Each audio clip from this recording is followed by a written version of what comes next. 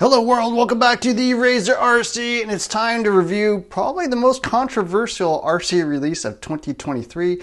This is the Tekno MT410 2.0, a 1/10 scale, like true 1/10 scale electric four-wheel drive monster truck, and just came out about a month ago. I've been driving it, bashing it, breaking it, fixing it, tuning it, all that good stuff, and wanted to share my full thoughts on this vehicle. So it is come as a kit. It is a little bit different than other vehicles within this class, something like a Traxxas Stampede 4x4 or Granite 4x4 or Team Associated Rival MT10. It's also within its class, size-wise, dimensionally wise, is much closer to the standard 1/10 scale electric four-wheel drive monster trucks than the original 1.0. So the Tekno MT410 original one was much more of a larger vehicle. It had a 1/8 scale buggy chassis with basically 1/8 scale truggy arms, much bigger, more like the size of an Outcast 4S from Arma rather than something like an Arma Granite or Stampede, which is a little bit smaller scale. So that is what I think makes it the most controversial vehicle. So yeah, we're going to be doing the review. We're going to be giving it a rating in 5 different categories.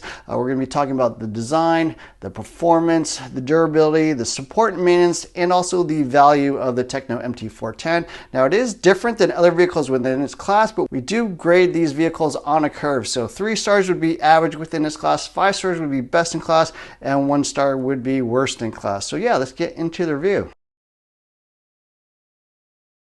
So the first thing to note is that it is very close in size to something like a Traxxas Stampede 4x4. This is the revised and updated Stampede 4x4 based off the Haas chassis, but whereas the Haas has, or Stampede has kind of an 11 3/4 inch wheelbase, this is a little bit bigger. It's about a 12-inch wheelbase, so it is slightly longer in length and wheelbase. Also dimensionally from the wheelie bar front bumper up to the front bumpers, it is again a little bit longer, probably about a 3/4 inch longer vehicle. And then width-wise, again, it is a little bit bigger, whereas something like Stampede is about 13 inches in width. The Tekno MT410 with similar Stampede 4x4 offset wheels is probably about 3/4 of an inch or half an inch wider, depending on how big of a tire you have. So it is very close in size to a 10 scale standard monster truck, but it is a little bit bigger in every dimension, length, width, wheelbase. So pulling off the wheels and tires and looking at it up close, you can see it is kind of similar to the original MT410. It does have that standard Tekno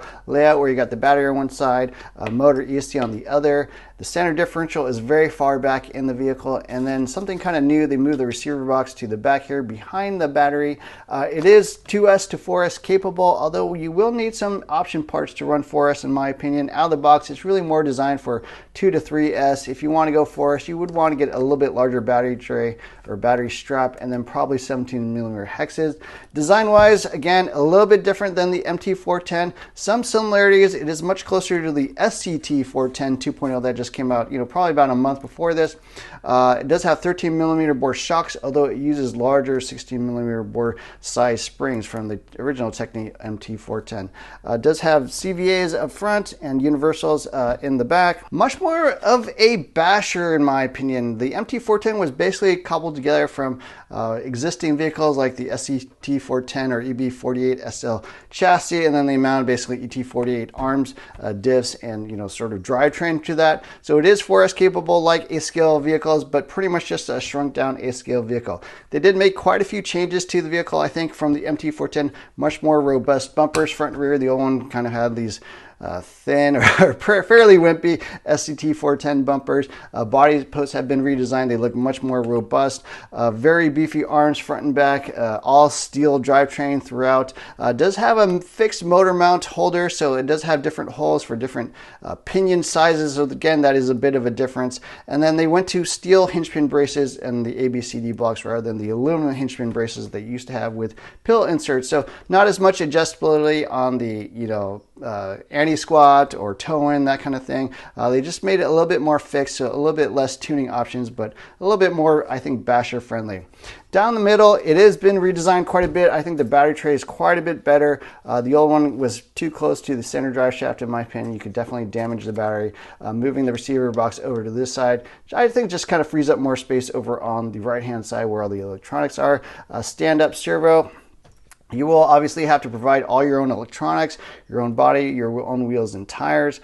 This does come as a kit, and you know, it's pretty nice, but not too many companies out there make a race kit or you know, a kit to assemble for bashing in this 110 scale class. So it is quite different.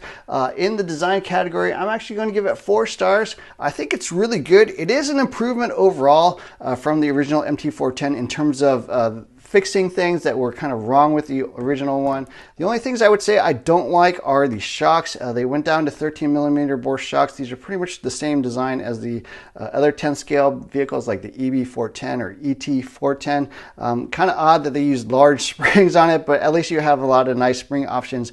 Things I don't like. Well, first off, the motor mount screws that come in the kit are 10 or 8 millimeter long screws. I would recommend going up to 10 millimeter long screws. I think they're too short. I did have some issues the first few times I drove this thing where basically those screws would back out from the motor and then kind of strip the holes, and then the motor was flopping around and causing me issues. So yeah, that's one thing I think you definitely should do out of the box. And then probably the last thing, it's not exactly 4S capable out of the box. It does come with 12 millimeter hexes, which makes sense for a standard 10 scale monster truck. You know, pretty much that is the normal size you're going to use for wheels and tires. But if you want to go up to 4S, you really will want to run a 17 millimeter wheel hexes like the original MT410 had. They don't quite have a conversion kit out yet. I think they're working on one, so that should be released soon. But you want to get that and the longer battery strap so you can hold a larger battery. Other interesting things, it does have M5 axles all the way around, so you will need an 8 millimeter wheel wrench to remove the nuts. They're a little bit different size, they're a little bit bigger, hold the wheels and tires on a little bit better than your standard 7 millimeter nut, so that's just different. I don't think that's a bad thing. And kind of the last thing I would say is that the adjustment collars on these shocks, for whatever reason, they're super tight, so I had trouble actually fitting one of the collars on, so just kind of move them around and try different shock combinations with these plastic adjusters, because I just found some of them to be way too tight and hard to adjust. But overall, it is a very robust vehicle, pretty much the only 4S capable 10 scale monster truck in its class. There are larger vehicles like the Max or the Outcast 4S, which are 4S capable. The Skeeter 4S, again, is also 4S capable, but those are larger vehicles. So that's kind of the biggest change. I think the thing that will kind of confuse people a bit, they call it an MT410 2.0, but in my opinion, totally different type of vehicle than the original. It is a much smaller vehicle aimed at a different segment of the market. The MT410 2.0 drives excellent. It is a race quality machine based off the SCT410 2.0, which is their race short course truck. It is 4S capable, so it is obviously very basher oriented. But it still has a precision quality, the driving characteristics of a race vehicle, and that's where I think it shines. It steers excellent, does have the adjustable servo saver, so you can always tighten that down if you want a little bit more direct steering. Shocks really work really well on normal sized jumps. If you do huge jumps, I did find some issues there, and we'll talk about that more in the durability category. But within the performance class, I think that's excellent. It is quite heavy, and you do kind of notice the heft driving around, but the steering is excellent if you get the right tires, precision, just kind of that direct feel, I think, is what you notice the most between a race vehicle and something like a plastic sized basher like a Stampede or Granite. That's really where you're going to notice the most. It is a very direct and excellent driving vehicle, especially if you get a sensor motor. Again, since you can provide your own electronics, I do highly recommend getting a sensor motor, even if you run something like this, more of a basher class motor system from Hobbywing. I will have links in the description below to the electronics I'm running, but sensor motor with this vehicle, it drives awesome, very easy to control. You'll feel like you're always driving exactly how you want, and it responds very, very well to input. And that's really the area where I think it shines. Performance-wise, I want to give it 4 stars. Really only one thing I didn't like about the vehicle, like I said, the shocks. I don't think they hold up to huge jumps. I'm going to drop it 1 star for that. If you keep it more like race level size jumps, something 5, 8, maybe 10 feet high, I think they perform fine.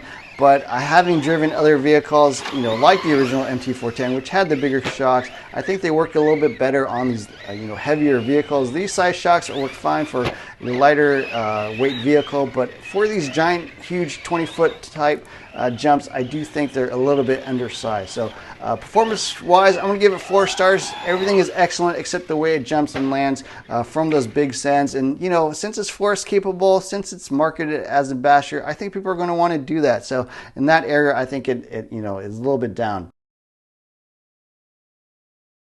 The MT410 2.0 is very, very durable, except for one fatal flaw in my opinion. I talked about the motor mount screws, so you know, just get a little bit longer screws, go down to your local hobby shop or your hardware store, pick that up, and I don't think you'll have any issues there, but that's not what I'm talking about. This thing overall is extremely durable. I think actually more durable than the original MT410 on like all facets. The bumpers are definitely more durable. I think the body posts are more durable. The original MT410, I did have some issues here with kind of the hinge pin brace and stuff breaking, but I haven't had any issues there. They even provide an option to get a tower-to-tower brace. So if you want even more durability, it is going to hold up. The 7075 chassis, very, very tough, especially on something a little bit smaller in wheelbase. You're not going to bend it. I'm not even sure that chassis bar is necessary, but that is an option.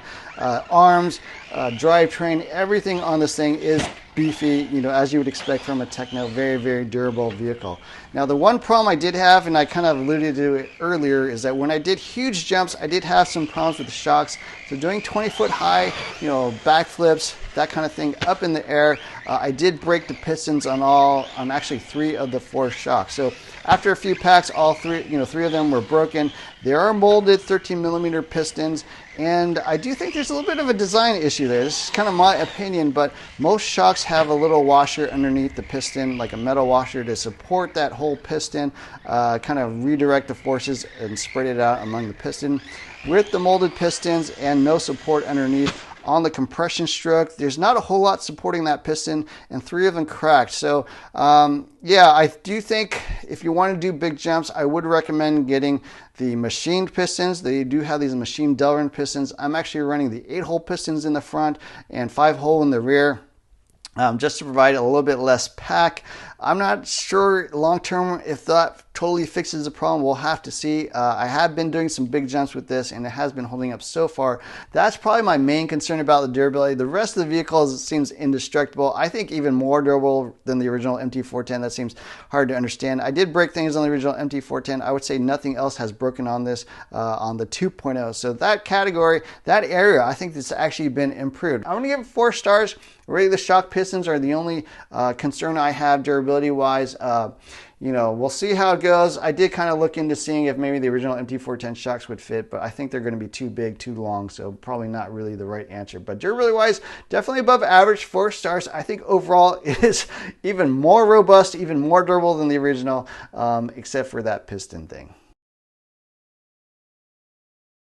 Tekno is not a big brand within RC, but it's not a small brand. It's more of a racing brand, so if you are nearby a racetrack, especially an A-scale racetrack, they'll probably carry Tekno parts because it is a popular racing platform within the US. But you know, its competitors are going to be the Granite, the Stampede, the rival MT10 from much bigger brands, Arma, Traxxas, and Team Associates. So partsability-wise, it is going to be down. I'm going to give it 3 stars within the support and maintenance category. Maintenance-wise, this thing is actually pretty easy to work on if you're familiar with any 8-scale vehicle. You know, it's got the quick access disc. You know, I think it's 6 screws to remove the diff cover to get at the center differential. So overall, it's pretty easy to work on. I know a lot of people have complaints about the motor mount, the fixed position, but it's really just removing that top screw on the cover, and then I think it's 5 screws here underneath to completely remove the motor and the center differential mounts.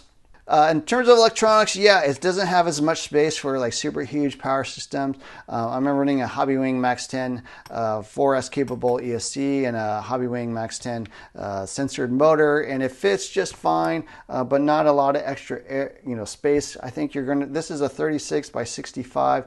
You might be able to fit like a 36 by 68 or 70. Any more than that, you'll have to trim down the ESC plate there in the that's holding on the ESC. But yeah, support and maintenance wise, they do have a really good warranty on parts. Actually, you can send in parts, get 50% off replacements. So not super cost effective. You're breaking, a couple of parts here and there. But if you've got a large amount of damage, might be worth it. But support and maintenance wise, I'm going to give it 3 stars. I think part stability wise is kind of average. I think warranty is good. And then repair wise and stuff, maintenance wise, I think it's also pretty good. But the part stability, it is going to be below average compared to the big boys. There aren't too many 4S capable basher kits in the 1/10 scale size. It is kind of strange. I guess they have the Stampede 4x4 kit, but I wouldn't really consider that a competitor to this. It does sell for $430 here in the US. That's not cheap, especially once you realize you got to add your own electronics, you got to add your own body, your own wheels and tires, you got to add your own radio. You're going to be spending around $700 to $800, I think, once you're all said and done and have this thing put together. That's not a small amount of money, but my value category is different than most people. It's not based off the performance or the durability or anything of this vehicle as compared to the price. It's really talking about what you get in the box parts wise compared to what you're actually paying. And this is a super premium vehicle. It is made in Taiwan. Everything is race quality level, fit and finish. Putting this together is a breeze. You see the quality when you actually build it. Lots of aluminum, a lot of the steel parts, a lot of fully metal drivetrain, all aluminum shocks. You're not typically going to get that with any other sort of 10 scale monster truck. So $430 is not a small amount of money, but I do think you get what you pay for. Trying to figure out what are other comparables to this within that 4S capable kit class. There's not a whole lot. I mean, you kind of have to look at things like I think the Proline Pro MT, I think it was called, the Pro 4 MT, something like that.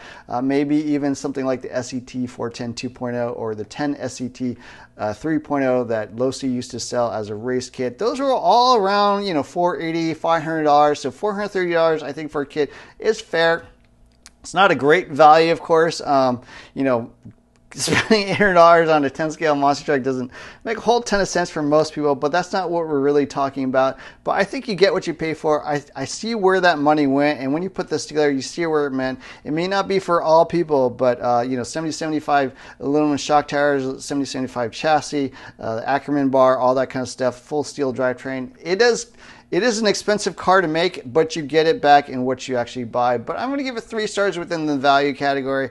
It's not a great deal. It's not a bad deal. I think you get what you pay for, but that's kind of about it. So the MT410 2.0 is a very polarizing vehicle because I think most people are expecting the original MT410 just with some updates, and what Tekno decided to do is just come out with a completely different class of vehicle. Now maybe it's a marketing thing, and I do think there is something to the adage where kind of the difference between what you're expecting and what you actually get is where people get happy or unhappy. If you're expecting a 10 scale size vehicle similar to like a Stampede or Granite, and then this is what you get, I don't think you're going to be unhappy because that is what it is. It is a true 1/10 scale 4-wheel drive monster truck, but it's a little bit more capable than those other vehicles because it is 4S capable. It does have full-on 8-scale drivetrain. It can handle a lot of power. You can jump this thing super high, except for maybe the shocks. We'll have to see. But durability wise, this is a beast. But it is totally different vehicle than the original MT410, which is much more of, kind of a 9 scale, I would say, somewhere between 8 scale and 10 scale, a little bit bigger than your standard Granite, and was much more comparable to a Skeeter 4S or a Trax Max or some other large vehicle like that. So people are gonna, not be happy because it is a different vehicle. We'll have to see whether Tekno comes out with an 8 scale monster truck. I think if they had released something like that first and called the MT48, and then sold that for whatever, 500, 550, something like that, and then they released this later as a smaller scale version, I don't think people would complain too much. But because this came out as the MT410 2.0, but it's a totally different vehicle, it's going to confuse some people. And, certainly I know people have been grumbling a little bit about that. But if you base it on its merits as a true 1/10 scale monster truck, I think it's excellent. The shocks thing, we'll have to see. Definitely get the machine pistons, in my opinion. Maybe get the 4S size battery strap and the 17mm wheel hexes when those become available, and run this thing on 4SCR how it drives. It drives excellent, and so performance-wise, I think it's great. Durability-wise, I think it's great. In almost every category, I think it's got about a 4-star rating, except maybe the value. It is certainly expensive. But anyways, let me know what you think about the MT410 2.0.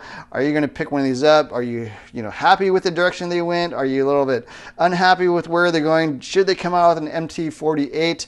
Let me know what you think in the comments before. We'll have links in the description to all these parts where you can pick one of these up. This helps support the channel. But of course, buy from wherever you want. Anyways, I hope you enjoyed the video. Don't forget to hit the like, share, subscribe buttons. Look for more videos soon. Thanks for watching.